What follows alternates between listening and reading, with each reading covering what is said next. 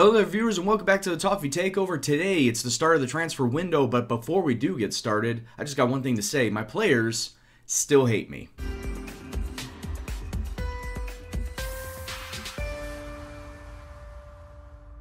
Yes, what's up peoples, it's Gendo here. Welcome back to the channel, and if you are still enjoying the series, please do go and drop it a like. And today, before we get into the matches, like I said, just wanted to let you know that while the match cohesion and the dressing room atmosphere is excellent with this squad, for some reason my players still hate me. And I think it's all due to because I'm not giving a lot of players some play time, and that is really due to I have so many players in certain positions that need to get some game time. So you know what?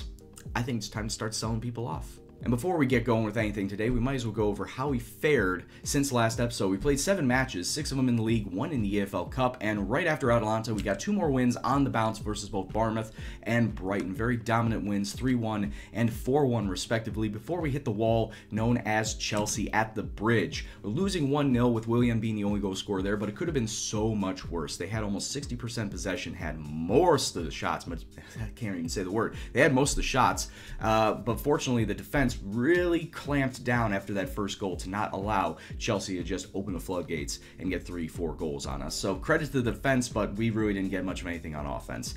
But after that, really, and this is the start of one of 2 major developments here, and that is a 2-0 victory versus Arsenal at home in the EFL Cup quarterfinals. And it all was really sparked by Nacho Monreal getting himself sent off in the 26th minute. That's what opened up the gates for us to just completely shove down Arsenal's throats and get the 2 goals to send us through to the semifinals. Gylfi Sigurdsson, Sandro, the goal scorers on this day, like I said, getting us through to the semifinals of the EFL Cup, which this is what's going to be next episode, Liverpool. It's a goddamn Merseyside derby once again, this time in the Cup, and that is obviously going to be taking place in next episode. But let's get back to what we've been doing today. Following that up, 3 days later, traveling down to London to the Emirates, and it was a 2-2 draw, which really, we threw this one away. We were up 2-0 at a time on the precipice of 3-0.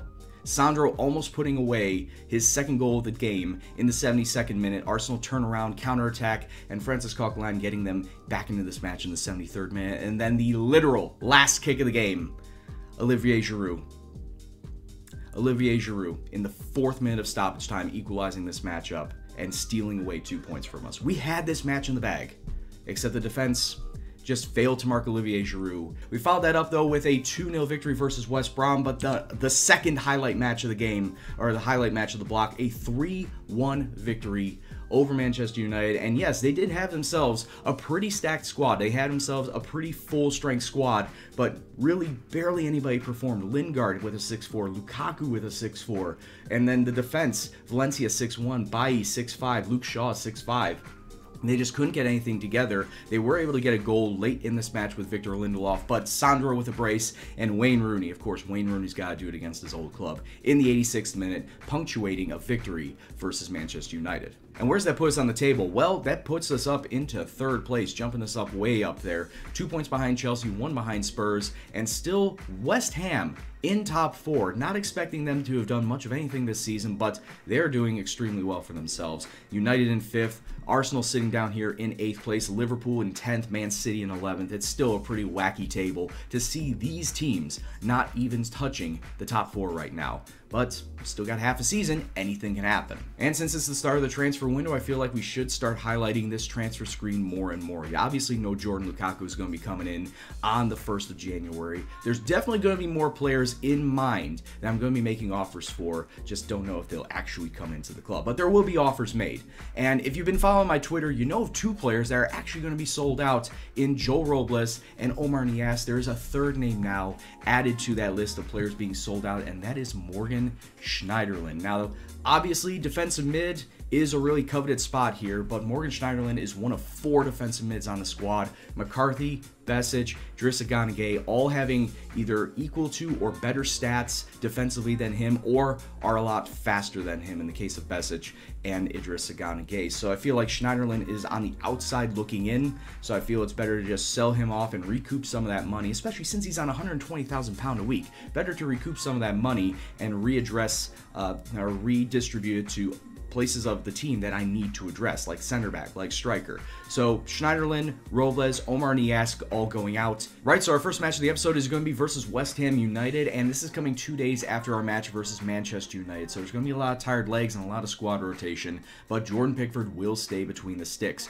Martina, Keane, Jagielka, Garbett along the back line. Jordan Lukaku is there. He is on the bench, but I'm not going to start him just yet. Want to get him some time to get used to the squad. We're going to have Idrissa Gueye as the defensive mid, Ross Barkley the center mid, on the wings Lookman and Lennon, with Davy Klaassen sitting in the cam spot, and Wayne Rooney is going to be starting. Yes, I understand it's Wayne Rooney, but I'm going to put my faith in him. See if he can get some goals today. So let's go out there and let's go see what happens. So you can argue that this is a matchup between two teams that have overperformed, and Marko Arnautovic doing extremely well. Chicharito skying it over the bar. A great first chance for West Ham, but ooh boy, Chicharito flatly missing that.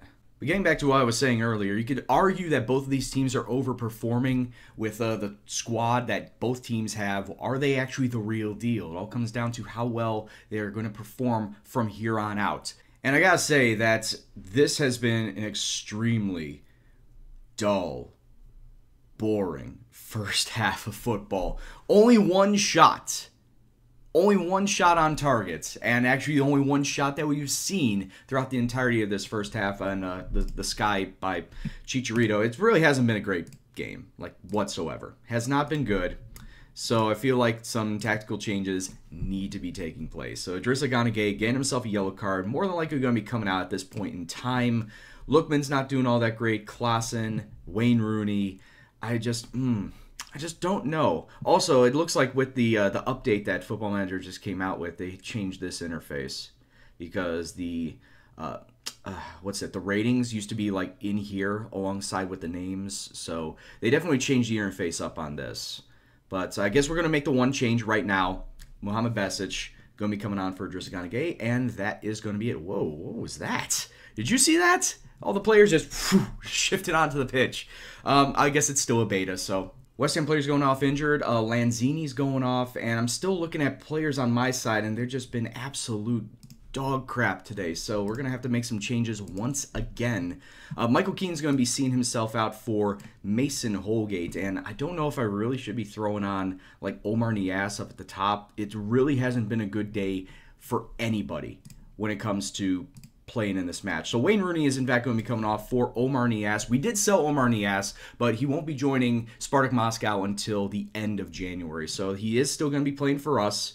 That being said, he needs to do well while playing for us. And maybe in these last 29 minutes, he can show what he can do before he goes off to Russia. Ball coming in for West Ham now, 22 minutes left. Good clearance away. Davy Klaassen, if he can just get it out of the... Oh, my God. Oh, my God. And Chicharito, he missed it again.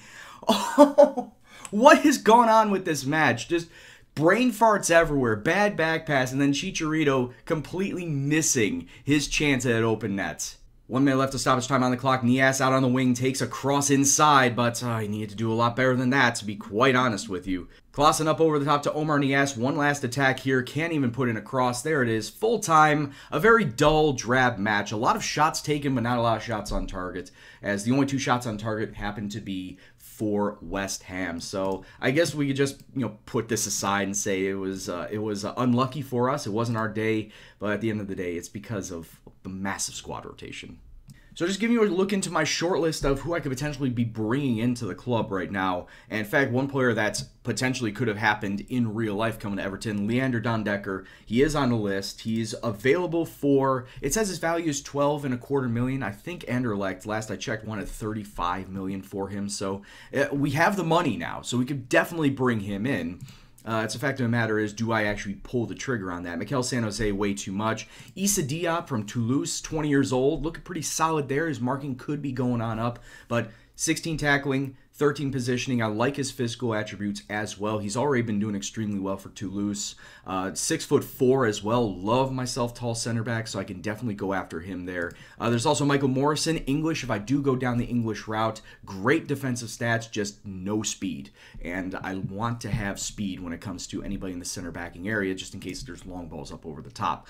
One player that I would love to bring into the club, but yeah, Bilbao will never let him go. Aymeric Laporte, £26 million value. He's on almost £150,000 a week. Immediately, he would be getting that much money. Immediately would be thrown to the first team. But I want to say that Bilbao would take like 60 million. So no new movements at this point in time. Let's just get into the match now versus Sheffield United. A home tie in the FA Cup, and it's going to see Jordan Pickford in between the sticks. The backline is going to see Koeman, Keane Jagielka, and Jordan Lukaku making his debut for the club. Let's see how he does. Idrissa Gana Gueye, Tom Davies will be the two central mids. Yannick Bolasie making his second start for the club. Of course, he got that goal versus West Brom in his first match back off the injury. Barkley and Morales will be the other two attacking mids, and Sandro, of course, going to be sitting up top. But then again, everyone could be saying, oh, it's the magic of the cup, the lower league sides taking on the Premier League teams and beating them and advancing further and further on in the cup. We've got to watch out for that. But as you can clearly see, we have the better side. We should be winning very, very handily. 5 minutes on now, we have the ball. Tom Davies gets it through to Sandro, taking a shot, and Sandro, what a lovely curler into the far post. Goalkeeper was rooted to his spot, and we have the early 1-goal lead.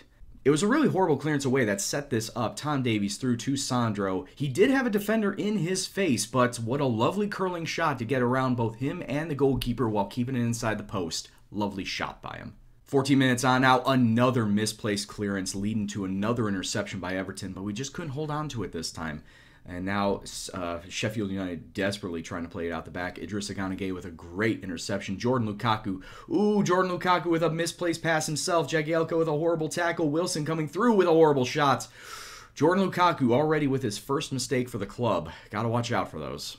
19 minutes on now, Sheffield United coming forward. Callum Wilson. What a tackle from Koeman. Appeals for a penalty, but no call from the ref. And now we can hit him on the break. Sandro running free. Oh, come on. You need to have some help there, boys. Michael Keane with the throw-in gets inside to Yannick Bolasie. Idrissa Gana Gueye, some decent ball movement inside to the middle of into the center of the park, and it somehow finds Sandro, who puts it into the far post, and it's now 2-0 to Everton. Lovely stuff.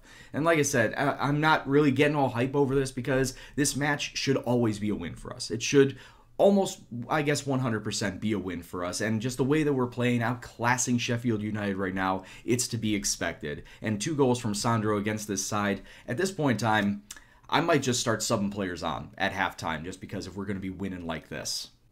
Sheffield United coming forward now, gets it through. Callum Wilson. Oh, sorry, James Wilson. It wasn't Callum Wilson. This was a failed clearance on Jordan Lukaku's part. We had 2 Everton guys marking a man. Here, you can even take a look at this right here. We had Jordan Brooks. We had Jordan Lukaku, Idrissa Gana Gueye fighting over an interception, fighting over a tackle, which allowed Sheffield United to clear the ball through to James Wilson and score the goal.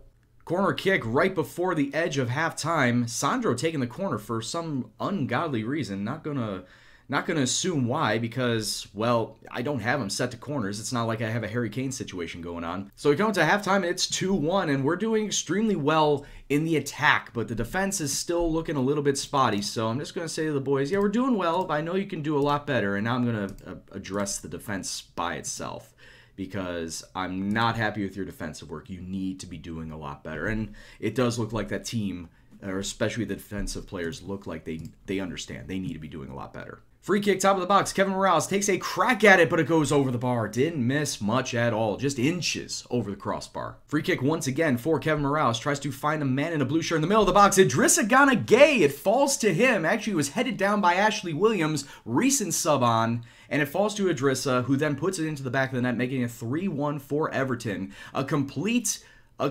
cluster in the middle of the park to get that going. With about 17 minutes left to go in this match, just looking at the match stats, we have had 20 shots, 12 of them on target, compared to Sheffield's 10 and 3. We've had majority possession as well, but Sheffield not going away without a fight. They definitely have possession of the ball and are looking to try and get themselves a second goal in this match on our defense as they're bringing up the pitch now. Duffy to Brooks. If they just get it out to the wings, I'm pretty sure we will not be able to catch them down the wings, which is really weird saying that because we have a decent amount of wingers coming inside. But anyway, Sandro, I don't know why Sandro took that shot.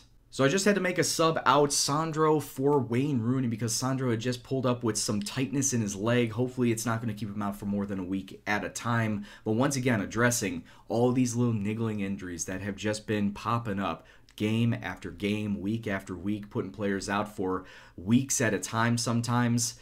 It's just annoying. And there are 5 minutes of added time onto the clock, but it looks like it's all going to be taken away at this point in time. There it is, full time, Everton 3, Sheffield United 1.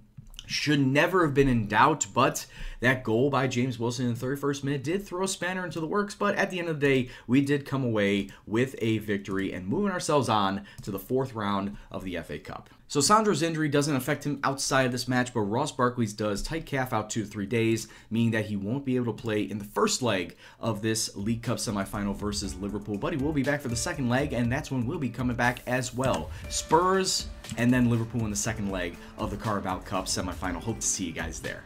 And maybe by that point in time, we'll also have more transfers in. Who knows? But anyway, guys, I hope that you enjoyed this episode. And if you did, please do go and drop it a like. Share with your friends. And if you're new, please subscribe for more FM18 content. And if you want to leave a comment on what you saw today or the series as a whole, please leave it in the box below. But anyway, guys, I've been Gendo, and you have been awesome. And I'll see you next time. Take care, and peace out.